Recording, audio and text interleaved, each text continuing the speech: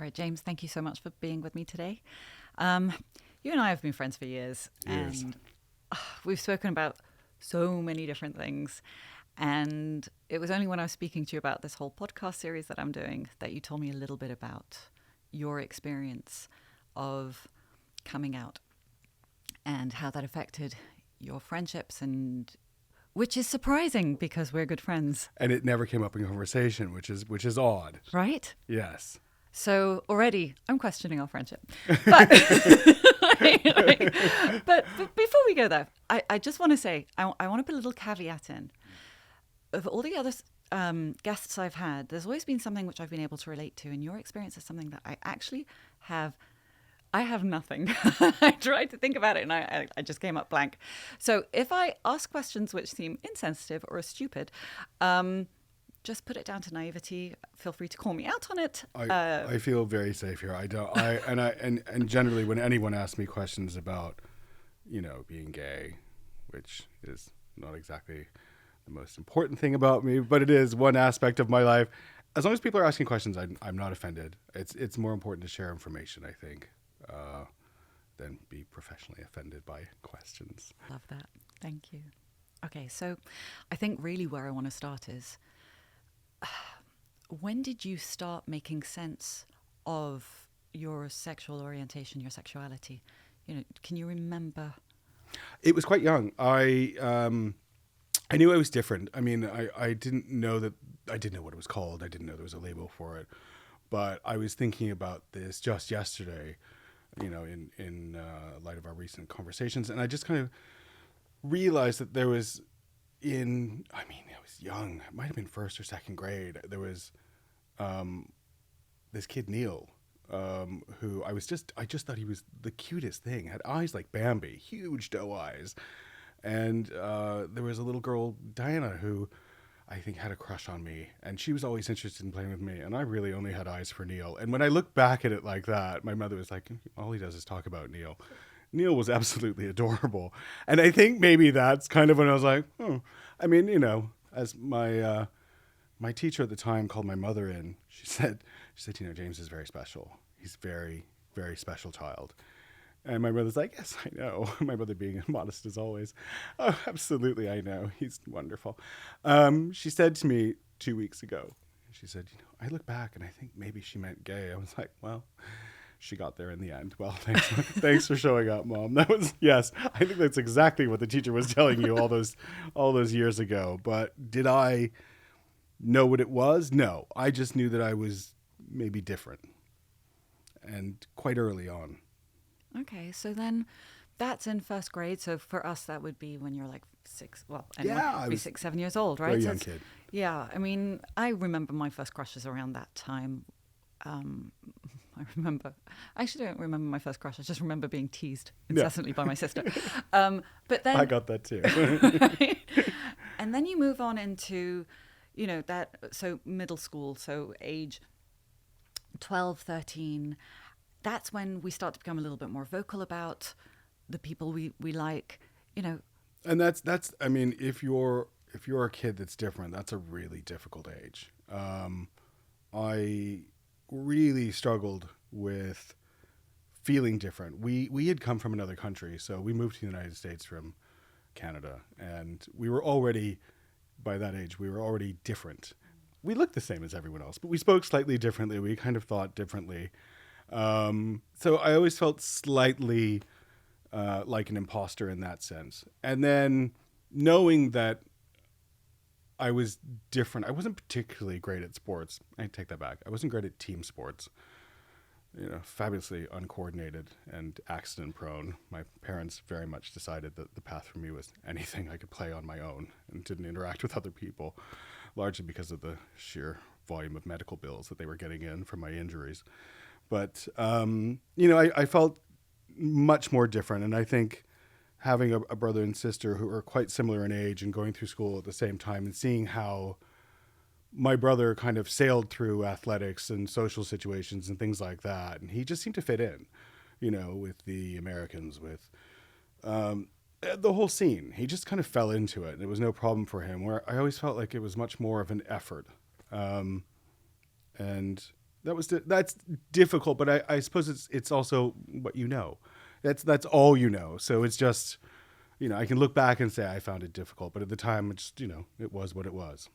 Yeah, but you also compare yourselves. I think we do, no? Because I remember my sister having this amazing social circle, and me being like I struggled. Yeah. It's not that people were calling me incessantly because they wanted to see me. I had to make the effort, and it was an effort. It felt like. I agree. I mean, I think, and especially moving on into later years, into high school, I mean, there was, you start looking at the social structure of things. And I always reference the movie Heathers because it was so freakishly accurate for the schools that we went to. You had your popular set, and then you had, the jocks, the athletes, and the brains and all of those things. And, I sat back and thought, right, where do I want to be, and how do I get there, and who do I have to hang out with to do that, and who do I have to be? And that's when a real persona started to build. I created this person who would be dating the right people, going to the right thing, doing the right thing. I don't think most people bought it for a minute, but in my mind, I was pulling it off. I was one of the normal kids. I was, straight acting. I was dating girls. Everything was completely normal. Was it successful? I think in retrospect, probably not, but it was, for the late 80s, it was, successful enough. It depends on what success is, right? Right. That's it. Exactly. Okay, that's a different conversation. Yeah. But okay, so you're dating girls. Who is your closest friend? Oh, this is a really difficult question. This comes into who I was and being an authentic person. And I had lots of friends at the time. Did any of them actually know really who I was? Yeah. Not really. I mean, I was putting on an act the whole time. So I think my siblings and my family saw me for me. And I think they saw all the good and the bad in me. But I don't think my friends ever really got to see who I was, because largely I was just playing a role the entire time. And I continued to do that all the way through high school. And I don't know if I really had any genuine friendships outside of my family. There's people I spent time with, and there are people I was, acquainted with, but I never really felt any connection. And I think that's largely to do with the fact that I wasn't connected to who I was at the time. I didn't want to be the gay kid. I didn't want that. It was, growing up in a Catholic household and going to, what we call religious education. That was a bad thing. It was the 80s, and, being gay meant dying of AIDS. It was on television all over the place. It was a death sentence, and it was something to be ashamed of. And I didn't want any part of that. I wanted to have a different life. And, I did everything I could to avoid that label and avoid that lifestyle, which very much meant playing a role and, cocooning myself, my real self, away from anyone who might get to know me. Because God forbid they did, and they figured out that I was gay. What do you do then? There's no comeback. You're exposed. Your life is over. So that was your worst fear? That was my worst fear. Absolutely. I didn't want to hurt my family. I didn't want to hurt myself. I didn't want to hurt my chances, my prospects in life. That goes into what I followed in university and education, and it goes into all areas of my life, but specifically in my friendships. I just never allowed anyone to get close to me until many years later. Okay, so how do you make that switch then? Because essentially what you're describing is, you know who you are. You see yourself for who you are. You don't like it. No. Or actually, no, maybe not you don't like it, but you're afraid of it because you're afraid it's not socially acceptable. Oh, it was more, it was absolutely that it wasn't socially acceptable. I mean, it was, it was, in those days, it was a death sentence. That was, you were going to, if you were gay, you were going to die of AIDS. And that's really kind of what was drilled into you. We were in the South of the United States. We were in a Republican pocket of the universe. We were Catholic. I mean, there was nothing going for you that said, you've got it all against you, right? Exactly. There's nothing about this that said, yeah, it'll be fine. I wasn't growing up in New York City surrounded by artsy people. That just wasn't it. So it was a scary time, and it was a very scary time to think that, oh, this curse. And I just remember thinking, God, why can't I be normal? And maybe if I just keep faking it, maybe it'll click in.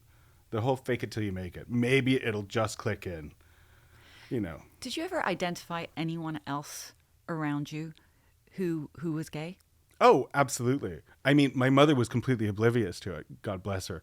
But, interior designer, hairdresser. I mean, it goes on and on. Every stereotype you can think, you're like, gay, gay, gay, gay. To the point that when I told my mother I was gay, which is a whole nother story, she said, I don't know any gay people. I was like, oh, God, am I going to have to start the list? One being myself, me, and let's go through the list of other people that are surround you all the time that are gay. Fast forward, she finds out the gay men are actually quite a lot of fun and she preferred to hang out with them. Could have told her that years ago. Okay, but how about at school? You couldn't have been the only gay kid. There's just no way. There's no way you're the only gay absolutely. kid at school. No, I was not the only gay kid, but the other kids were even more gay than me. And they had a much rougher ride than I did. I mean, putting yourself in theater, it's like, whoa, that's just, a death sentence. I kept well away from anything that would look that obvious. But, some things you can't hide. I mean, it was just, no high school kid has 50 pairs of shoes. That isn't gay. It's just not normal. It was leaking out all over the place. It was, there was really no hiding it by the end, which is a good thing because we move on to university at that point. So. Okay. And then what happened with university? University was incredibly difficult. You do what you're supposed to do and you join a fraternity and you have roommates and, I met some incredible people at university who were great guys. But again, I was just playing a role. I was being very inauthentic, and I just was trying to pursue a life that wasn't really for me. I should have gone into design. I should have gone into the arts. I should have gone into an art school. But I thought if I went to business or pre-med or something like that, it would lead me down a path of something that was more appropriate for a straight acting person. And the whole time I was lying about who I was. I was lying about where my talents lie. I was lying about what I was good at and what I enjoyed doing. So there was another facade. And it wasn't until I left university that I took a break from university. I was there for 2 years and I was incredibly unhappy. And I called my parents and said, I want to come home. I wasn't enjoying it. My grades weren't great. I went to a state school and staying relatively close to home, again, in the deep South with all of its prejudices, I would say. It was just like home, but moving slightly further away. And what I should have done retrospectively is just to break free and do something new and something different and far away. But I didn't. So, did no one ever question you? Did you not have one friend who say, James, I love you, but have you ever considered that you're not the person that you're putting out? Oh, I mean, there was definitely people. Men didn't want to know. They wouldn't ask and they didn't want to know. If they did, they wouldn't say it to your face. But, there'd be girls who were just like, oh, you're adorable. And, it was like after 2 weeks of dating, they're like, oh, we think you're gay. And you're like, that's not, why? Because I have, all of the Pet Shop Boys albums. I mean, who doesn't? And, there's there were signs all over the place. My wardrobe, my dorm room, all of these things were big neon signs. But, I think a lot of people also see what they want to see. And, it wasn't something that was popular then, even in university. It was not, the Deep South is, football and that's a certain mentality that goes with it. So, it's a very masculine environment. So. And I guess if you're projecting this image, there's two ways of being a good friend. The one is, okay, I'm going to support you because you're obviously not ready. And the other way is, what the hell are you doing? Yeah. Well, the conversation wasn't, we're talking way before television shows like Will and Grace and things like that. Gay people were, the one you saw in movies who got, the neighbor with the cat who got murdered, or, worse, the one who was the killer. There weren't great reference points for gay people. This is, it wasn't until later that it became something that was considered not shameful, and that is a much later part of my life. I left university and kind of came back to my parents' home just to kind of figure myself out. And I didn't really know what I wanted to do. I knew I needed to do something different. I wanted a change. And I didn't know if that meant going traveling or doing a job that I wanted to do. So I just kind of started over without the pressure of career, university career and having to succeed and being on a direct path. I had a little breakdown in the sense that I just deconstructed my plan for what was going to happen and what was expected. That was the other thing. You have to imagine that, we came from a community where, not going Ivy League was incredibly embarrassing. That's, you were bred for success, and, your parents' cocktail conversation is always based around what your children are achieving and what they're doing and where they're going and what they, where they're interning, where their job is, and all their success. I'm sure that hasn't changed over the years, but we're perfect parents. Yeah, we let I was them do gonna whatever say, they want. Everyone's so evolved now. So I kind of decided to change my direction, and I tried a lot of things that I was interested in. I worked at a restaurant for a while because I was, I loved cooking and I wanted to know more about it. And I learned how restaurants worked, and that was interesting. I worked for a retail company, extremely high end. I'll be honest, that was largely for the discount. The shopping was out of control. And they extended the discount to your entire family. So, it was just outrageous. I've still got pieces that I bought all those years ago. And I worked for a design firm, which, for a kid that was choosing wallpaper for his mother's friends from the age of 14 was a no-brainer. But that was a big step for me because that was almost admitting that I might be good at being a designer, an interior designer, interior decorator, or however it's called around the world. And that was a big step. That was like, opening the door, putting just nudging your foot in the door. Turns out I was good at it and I enjoyed it and I loved everything about it. And the more comfortable I got into it, the more comfortable I became with the situation. The more people I met who might be, as my mother would call them at the time, a gay. And because I also didn't know any, that was the other thing. It was something that you heard about, but you didn't really interact with, This is what I was going back to before, is when you were in high school, if you noticed that there were other kids who were gay, it's interesting that you never wanted to interact with them, get to know them, get to be part of social suicide. Absolutely no way. No way. No, nope. Our clique in high school, I managed to get into a super high-achieving, powerful clique. They were called the Senior Bitches, and they were wonderful, clever, attractive girls, and the people that kind of orbited around them. But you just wouldn't. Hanging out with a kid that everybody thought was gay would be absolute social suicide.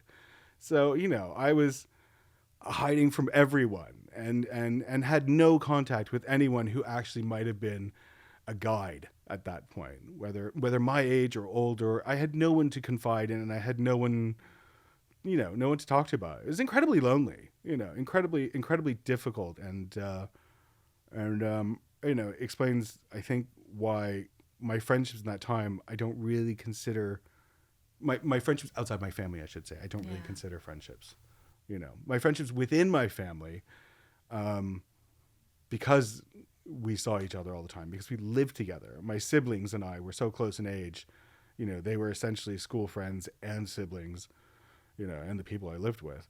They knew who I was. There was no getting away from it, You couldn't keep that persona the whole time. Absolutely not. My brother knew exactly what I was. And my brother, who was, 6 inches taller than me, naturally athletic, and the straightest person you've ever met. I mean, we were so opposite, and he knew exactly. And he took great pleasure in beating the crap out of me.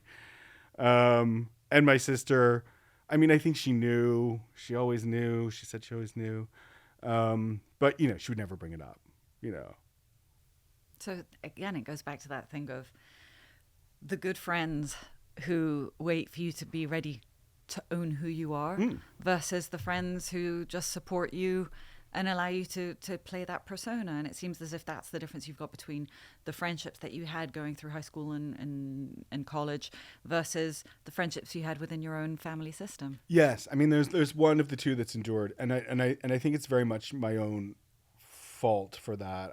I suffer from this ability to, if someone goes out of my eye line, it's not that I forget them. They're just not in my eye line. So, going to university, moving to another country, when I moved to Britain, I really started over. So the friendships that I had, who were, my acquaintances and friendships through high school, I never wrote them off. They weren't in my eye line anymore. Whereas my family would be, through the holidays and things like that. They were in my eye line. So I obviously in their family, because you have to continue that relationship. So that friendship with my family evolved over the years from who I was as a child to, the annoying teenager, to the very entitled 20-year-old, to the person who then decided I was gay. That was it. I was, going to tell them I was gay. And, in the order that I told them was my sister, my brother. They were at university in Florida, and I drove across the state to tell them. My sister was very funny, and she said, yes, well, I always thought so. I just thought you were going to catch something from dating all those women. Charming. My brother said, okay. That was his big reaction. But then planned an entire day. I have to thank his girlfriend at the time for this, because I'm sure that's where the suggestion came from. Doing things that I would like to do. I think they got like the gay guy handbook. So we went to brunch, we went antiquing, we went clothes shopping. It was absolutely hilarious, but the most lovely day. And my brother was so wonderfully supportive. And I think that is when my friendship with my siblings really took off. Being honest with myself, being honest with them, is when I really started enjoying them as people, as opposed to them being a constant annoyance in my life. Because you're being authentic. Bingo. If you show them who you are, you're actually inviting them to love you for who you are. Absolutely. And, all the fear I had about them accepting me was kind of gone. They were in their last years of university at that point. I was about to move overseas to England. And so I didn't feel like I had much to lose, honestly. My parents it was slightly different. My mother, I didn't mean to tell, honestly, and that sounds crazy, but we were just, because I'd been living back with my parents, we've been spending a lot of time together. Every family relationship has friction. Anybody who's moved back in with their parents will tell you that. So I always got along with my mother relatively well. But I remember we were walking on the beach after dinner one night, and sunset, beautiful. And she said something to me. It was about work, and she said, you have to be careful about who you associate with, because people might think you're a gay. And I don't know what it was that set me off, but I think it was because I'd already told my siblings, and I felt like I had backing somehow. And I whipped around and said, what if I was a gay? and she said, are you a gay? I was like, we need to stop saying a gay. which at the time was totally okay, but now we wouldn't say that. And I said, yes, I am. And she said, oh my God, I don't want you to die of AIDS. And I was just like, well, that went exactly how I thought it was going to go. So she cried, I cried, we walked. And then, we didn't talk about it for a while. I mean, it's like, she didn't, she wasn't over the moon. It wasn't what she wanted. She just kept saying, this isn't what I wanted for your life. And I can understand that. But, she didn't stop talking to me. And then I left for England. And I guess I wanted to get that out maybe before I left. My father, I regret I didn't have a chance to speak to before I left. And for no other reason than I thought my father was never worried about. He was a very, my father had friends who were gay, so it wasn't the big deal it was to my mother. He was just very easy about these things. My father was very accepting about everything. People, he just kind of accepted people for what they were. Unfortunately, I think it was maybe his birthday that my mother took the opportunity to tell him on my behalf, which was not great of her. But, and he wrote me a beautiful letter saying, I'm sorry you felt you couldn't tell me, which was actually the opposite, because the reason I didn't tell him was because I didn't think it would matter that much. But I think I hurt him, and I regret that. Again, my friendships with my parents took off from that point. It was about being honest and authentic to myself and with them, which it opened, I would say, a floodgate. Sometimes I wish I could just close that door, of honesty from their side too, and who they were as people. Sometimes you just don't need to know everything. And I am officially the child who knows far too much about my parents. My siblings don't want to know any of it. And it's just me and my therapist sometimes. I'm just kidding. But yes, Do you think having that level of support, having your parents, your siblings giving you what you were not giving yourself for all those years, so just recognition, validation, acceptance, all those things which all of us want, do you think the fact that they gave you all of that gave you the courage to then tell the rest of the world? Oh, absolutely. And also the geographic change. I decided when I moved to England to go to design school. I mean, it was such a quick progression when I was like, right, am I going to do this? I'm going to do this well. I'm going to be an interior designer. I'm going to be gay. I'm going to, I mean, like, I got a personal trainer. I went to the gym. I lost weight. I started dressing better. It was like, if I'm going to do this, I'm going to England and I'm going to do it well. I'm going to be an A-class gay, right? This is it.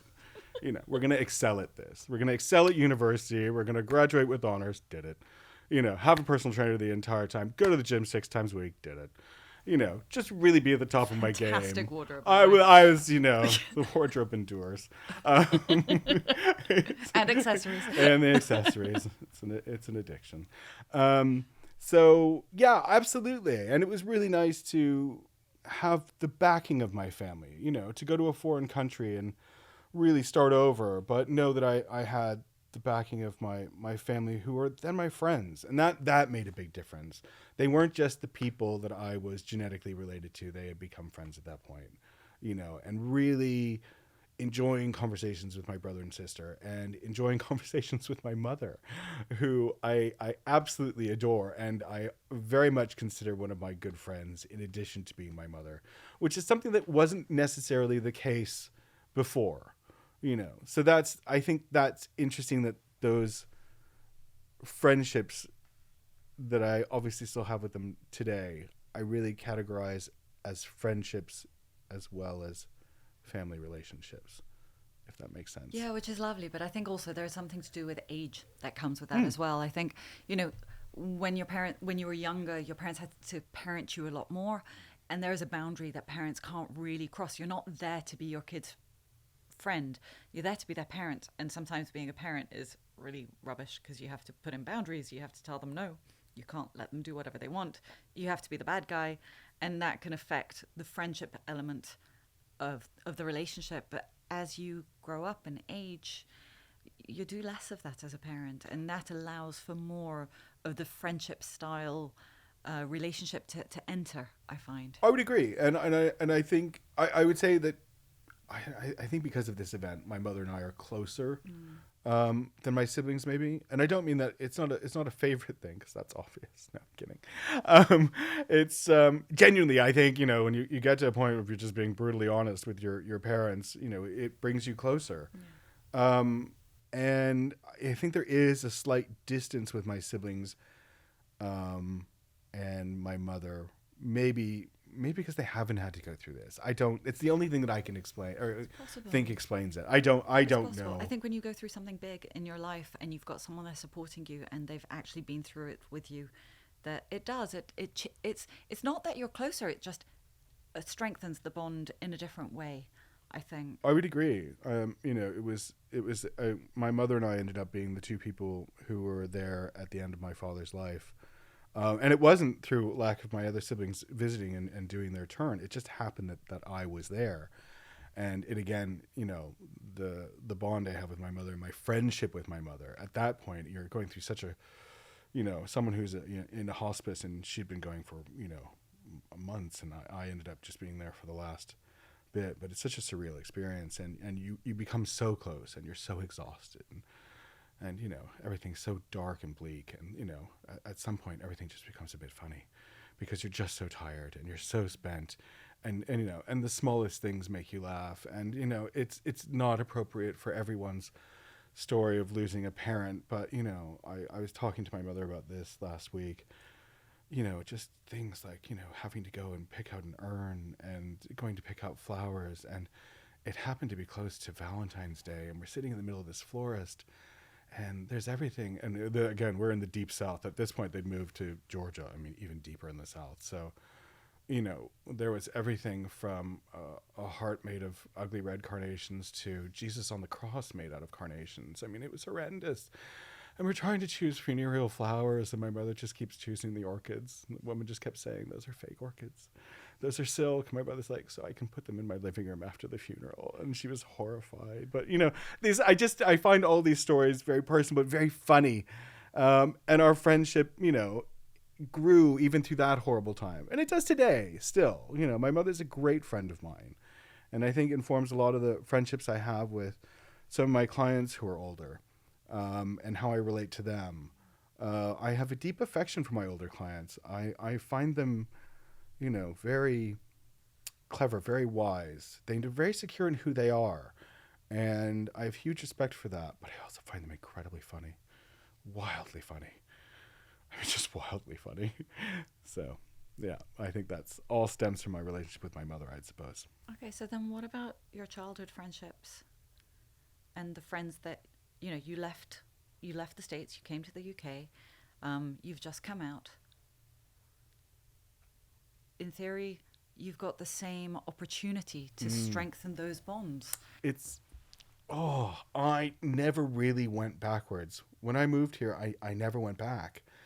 Like I said, I can't erase the people I grew up with and things like that. But whereas my brother seems to be obsessed with getting in touch with everybody from high school, and has tried to, a few times arrange meetings with people from school, and like, he went to school with, they happen to be in Seattle, they happen to be in San Francisco, and when we're there, and I'm like, I don't want to see anyone. I don't have any. I don't feel like I need to go back and rekindle or revisit anything, because it didn't mean anything to me. And that sounds horrible. It's not that they weren't lovely people. I wasn't invested in it because I was just playing a role. It wasn't me. I was playing a role. Everything since moving to London, all of those people, all the people I've known for years and years and years, yourself included, Thank you. those people I hold dear. They've known me from day one for who I was. And it's allowed me to move past the idea that I don't have to tell anyone that I'm gay. It's not the most important thing about me. It's an aspect of my personality. It doesn't define me. So I think my authentic friendships really happened when I moved here in, God, I'm going to say my mid-20s. Yeah, that's accurate. I think I say I moved here when I was 22, but I think that might be an exaggeration by 4 years. But then again, every year I seem to claim that I'm a year younger. So Works for at me. some point, I'm going to be back in my 20s again if I keep this up. I love it. Because if you're in your 20s, then I'm a teenager. I'm very happy for that. This is why we're friends. You keep me young. Literally, yes, yes. We just keep telling each other that. This is our authentic self. Okay, so you come to England and you're just you. Mm. You don't actually have to. Actually, yeah. So, I guess if you've moved here and you've decided to be you and no longer play that role, you don't need to reveal anything. There's nothing. Because you're just you. There's nothing. I moved here with a very, very lovely German guy. And we moved into an apartment together, and that was it. It was like doing it. This is me. It's who I am. I'm a gay now, as Mom would say. It was incredibly freeing and allowed me to focus on other things like my career and what I wanted to do, and, finishing university and, looking for a job and just having fun, really having fun. And not having to look over my shoulder or wonder what people are thinking about me. That's when my life started. And I feel like everything before that was a real struggle, really difficult and really lonely. I don't think there's a message in this, but there's an appropriate time for everyone to come out. And I think that's very much based around how safe you feel in your surroundings. My situation was nothing to do with my family, who loved me very much. It was more to do with the society that I was in. And whether my perception of that is skewed or not. I was going to ask you that. Doesn't matter. Okay. Because for me, it was my reality. Yes. Okay. I can't. I'm a therapist. But challenge me. Yeah, I have to. Whether your perception of that is real or not. Yes, but if your perception of that wasn't real, you struggled unnecessarily for years. I can only speak for myself. I don't think my perception of it was in any way skewed. You wouldn't, because it's your perception. I understand that. That's the nature of perception. I understand that. We believe it's real. Yeah. But, I didn't really want to get, beat up for being gay. No, I mean, I respect that. Yeah, I respect that. But do you ever question, do you remember when Facebook started? Uh-huh. And God, we sound like old dinosaurs. If my kids listen to this, they're going to be like, God, you're so old. I was going to say, what's Facebook? But all of a sudden, everybody made a profile and everyone was like, oh my God, I want to see if so-and-so is on there. I want to see what they're up to. And do you remember those days? You're looking at me blankly. No. Yeah, okay. Yeah. So I'm the weirdo older than me. I know, but I'm the weirdo that didn't do any of that. I never understood why people wanted to. Do you think that's because you've got that cut and dried? That was one part of my life. I've closed that door. Absolutely. Yeah, I didn't feel the need to, contact, the first person I dated, in junior school or whatever that was. I didn't, like I said, I really closed the door on that part of my life. And it's not because they were bad people or I didn't like them. It was just because it wasn't relevant anymore. Yeah. The person that I wasn't the person that I am. Yeah. And, when you look at, my life in acts, the first act wasn't genuine. Yeah. So it's not that I don't value it. I don't relate to it. I understand that. Do you think it's because you went through such a massive, I don't even know how to put this in words.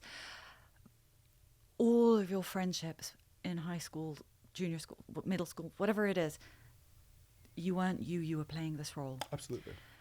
Do you think that's affected the way you are now with your friends? Do you think because you've been through this massive experience of inauthenticity that actually now it's made you distant? No, I would actually say be 100% you. I think that's the thing which drew me to you as a friend, is that I always know who you are. There's no smoke and mirrors. I always know what you're thinking. I always know what you don't hold back. I see you, I hear you, it's always there. And You never have to wonder what I'm thinking. no, thank God. And it's easy. That's why our friendship is easy, because you don't hide. Literally, you don't hide. Do you think that's because you learnt a really big lesson from your childhood? I think yes. I mean, did I explode into the person that I am now? Yes. I mean, I think you can only spend so many years being incredibly measured and watching everything you say and every hand gesture you make and how you walk. And, I was so paranoid about all of these things. It was exhausting. So now I think about it a whole lot less. And I have a lot more time to focus on the people around me. I didn't have any time to focus on the friendships around me when I was a kid because I was too busy trying not to be found out. That's all my energy went into. There was nothing real. I wasn't receiving information from anybody else. I was just like, oh God. Let's be honest. You know me well. So even now, half the time when I'm listening to people talk, I'm just thinking about what I'm going to say next. Come on. But even back then, I had absolutely no ability to take in anything from anyone else because I was just too busy trying to not be gay. It can go either way. So when you've got, how you have some friends who are, they're not being themselves. They're either because they're going through something, they're just a bit insecure about something, they're just not being themselves. Do you think having lived your experience, it has made you more patient with them, or has it made you less patient with them? Like, oh, for heaven's sakes, get over yourself, own yourself, just be you. It's funny. I think I'm incredibly sensitive to people's emotional states. I think I don't know. I've been told I have a very high EQ. I think I can see people who are struggling. It affects me deeply. I think when it comes to friendships, I have patience, but I also have enough distance to be able to protect myself from it. I think it's very easy to get drawn into other people's unhappiness and chaos and disaster. And some people are very comfortable in that. And I was comfortable in it for years. I'm not so much now, I hope. But yeah, I wouldn't say it makes me incredibly patient with it, but I can recognize it and I can sympathize and I can empathize with it. So I don't know if that's a really good answer. No, I think it's a very honest answer. I think, obviously sometimes it depends on the person, but I know that for me, there are certain people who, when they're going through certain things, I sit there and I'm like, oh, for heaven's sakes, just own it. Just own who you are. I think my mother's a fixer. So if you tell her something's wrong, she tells you how to fix it. And something you've taught me as a great talker and bad listener, that's speaking about myself, not you. You are quite the opposite, is that sometimes people just want to be heard. And that's something you've really taught me. And God knows, anyone who loves the sound of their own voice as much as me, it's a struggle to really let someone speak and be able to listen. But, I think it's hugely important because sometimes someone just needs to say it out loud to you. And you just need to sit there and listen and just sympathize and just nod and say, that is awful. And that's all that's needed. I mean, I think one of the things you're kind of hinting at is that the way the years of hiding who I was does sort of affect the way I deal with people now. I'm not instantly open to everyone. I very much get a feeling from people, and it takes a while. I'm not going to let everybody in instantly. And even the people who think they know me quite well, who I've known for years, there's a whole nother inner chamber there. Yeah. Where, after 10 years, you'll really understand who I am. Hence, yes. I just found out about your whole experience of coming out That's just after, 15 years? Like, shame on you? Hello?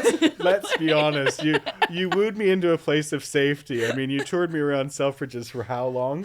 Looking at lovely things. You said, let's get a cup of coffee. I was like, well, I feel totally comfortable now. And all of a sudden, all these secrets spilled out. And I was like, oh, how did that come out? I was like, oh, I look back and I was like, she knew what she was doing.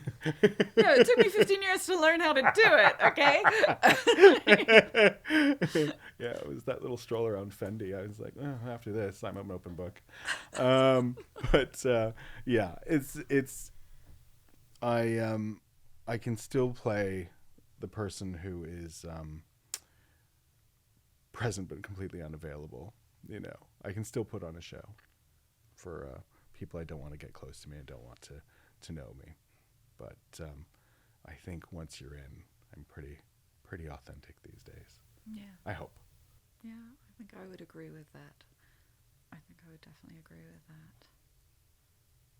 James, you've just been absolutely fantastic. I think everything you've shared, your honesty has been amazing. And I say it again, can't believe after all this time, there's so much that I still don't know. We've got years to go. I know.